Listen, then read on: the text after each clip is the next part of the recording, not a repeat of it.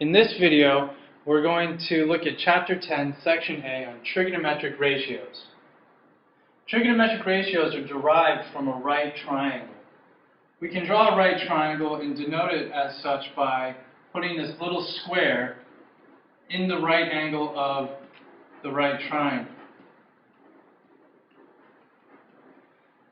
That also helps to pick another angle, and we'll call this angle theta. Theta is just a Greek letter, and it's often used as a variable for angles, much like x is used for variables in algebra.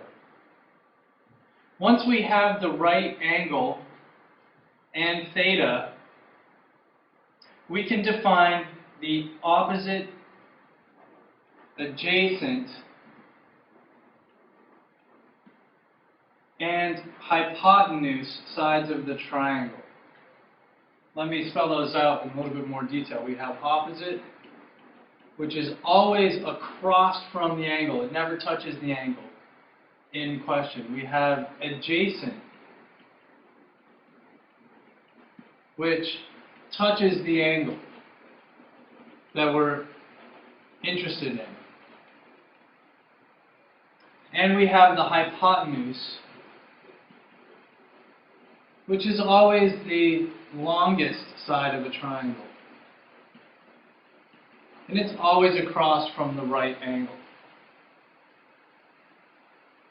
We can define three trigonometric ratios based on this right triangle. We have sine theta, which is simply equal to opposite over hypotenuse. We have cosine theta, which is equal to adjacent over hypotenuse.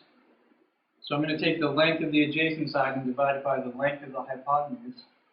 And I also have tangent theta, which is equal to sine theta divided by cosine theta, or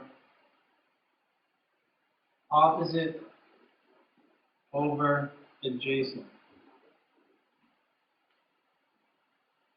We can use these triangles to help us find unknown lengths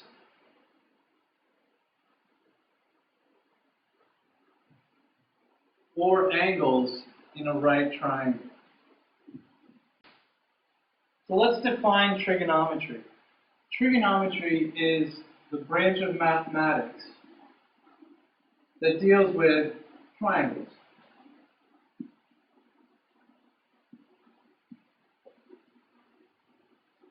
And more specifically, it deals with the sides, or the relationships between the sides and angles of a right triangle.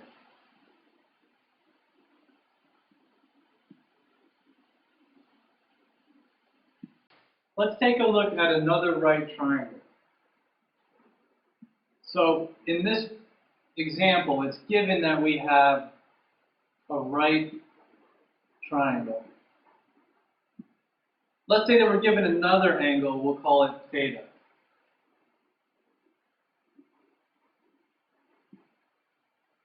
If we know these two pieces of information, we can find the third angle.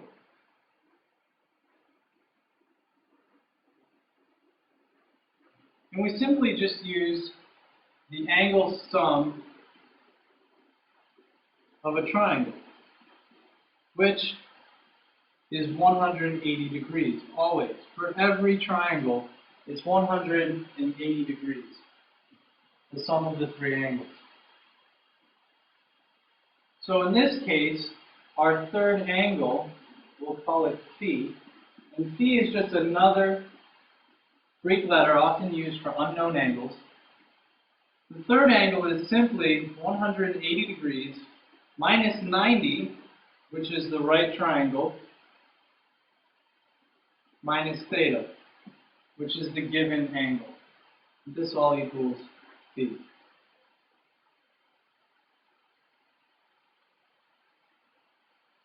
If we're also given one of the sides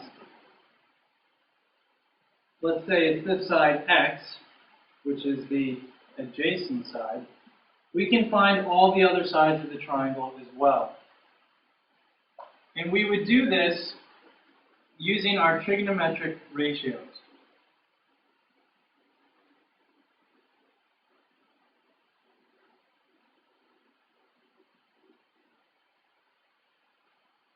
There are three simple steps that we can use to find these angles and sides, the unknown angles and sides. Step one is to redraw the figure and mark it with hypotenuse, opposite, and adjacent. Well, we've already started to do that. So step one,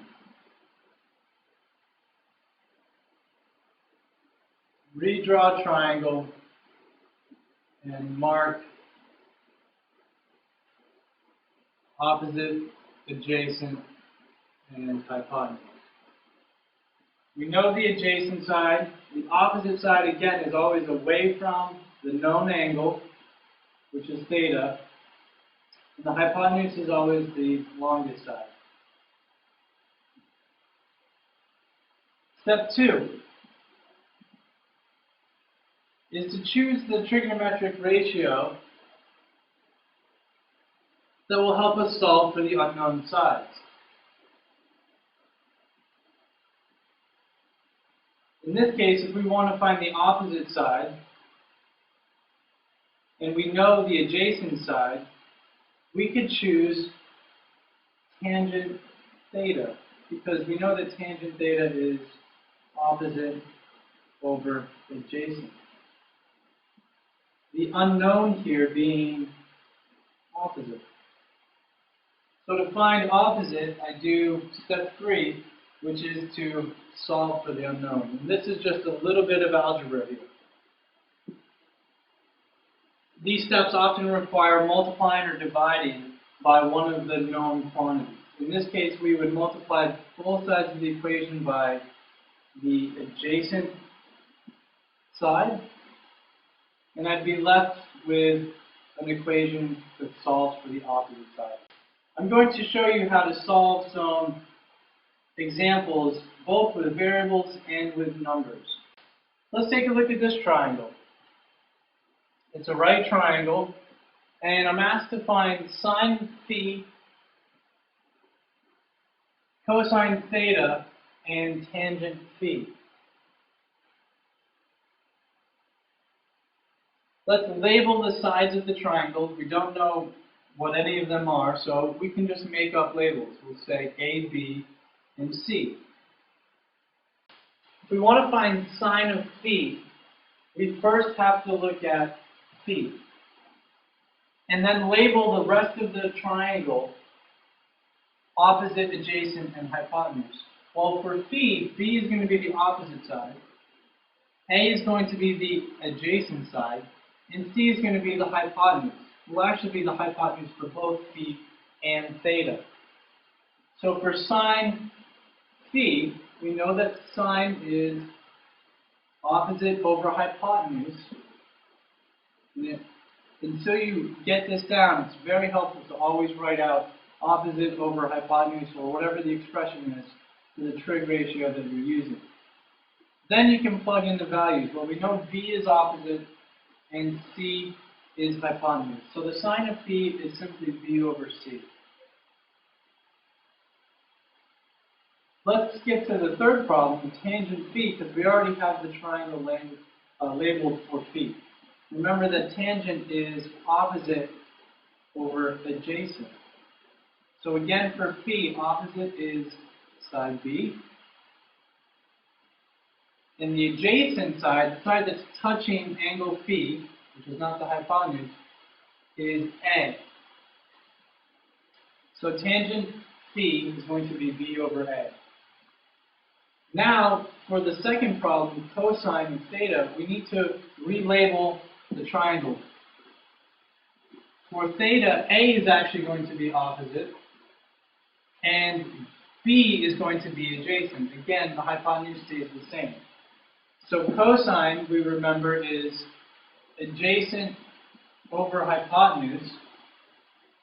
And in this case, the adjacent side is B, and the hypotenuse is C.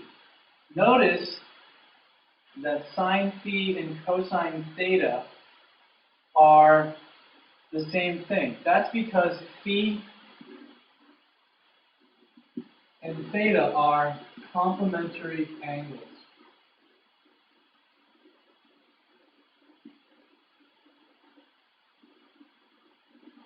In a right triangle, phi and theta will always add up to 90 degrees because the right angle is always 90 degrees. So two angles are complementary if they add up to 90 degrees. Let's look at a numerical example. In problem A, I'm given one angle, we'll call it theta. Theta equals 61 degrees. I'm given the length of the hypotenuse, 9.6 centimeters, and I'm asked to find x. In this case, x is opposite. Remember, our first step is to always redraw the triangle and label opposite, hypotenuse, and adjacent. The second step is to choose which of the trig functions that will help me solve this problem. Well, let's look at the known values. I have theta up here. I have 9.6 centimeters, which is the hypotenuse, and I'm asked to find x. So I need a trig ratio that includes theta, opposite, and hypotenuse. If we look at our notes or from our memory, we know that this is sine. So sine theta is going to equal opposite over hypotenuse. And now we can plug in the values. Well, I know theta is 61 degrees. Opposite is the unknown x. And hypotenuse is 9.6 centimeters. Well, to solve for x, we do a little bit of rearranging, a little bit of algebra, multiply both sides of the equation by 9.6, and I have x equals 9.6 times sine of 61. And all your calculators should be able to handle sines and cosines and tangents. Just make sure that you're in the degree mode for now. You can plug this into your calculator as 9.6 times sine. It'll put a parenthesis there automatically. You're going to enter 61 and then close the parentheses and hit enter. If you do that, you should get an approximate length of 8.4 centimeters. The second problem is very similar, but the orientation of the right triangle is a little skewed. So we need to be careful when we're labeling the triangle. 41 is our angle, theta. And remember that the hypotenuse is always across from the right triangle, from the right angle of the triangle. So hypotenuse is actually down here. That means that this side x is really the adjacent side because it's touching the 41 degree angle. And the opposite side, opposite is across from the angle. The opposite side is 7.81 meters. So that's our first step. Redraw the triangle and label it. Second step is to pick a trig function that includes the known and unknown values that we're interested in. So we know opposite, we know, or we're interested in finding adjacent, and we know theta. Well, the only trig function that includes both opposite and adjacent is tangent. So we can write down tangent theta equals opposite over adjacent, and then fill in the values.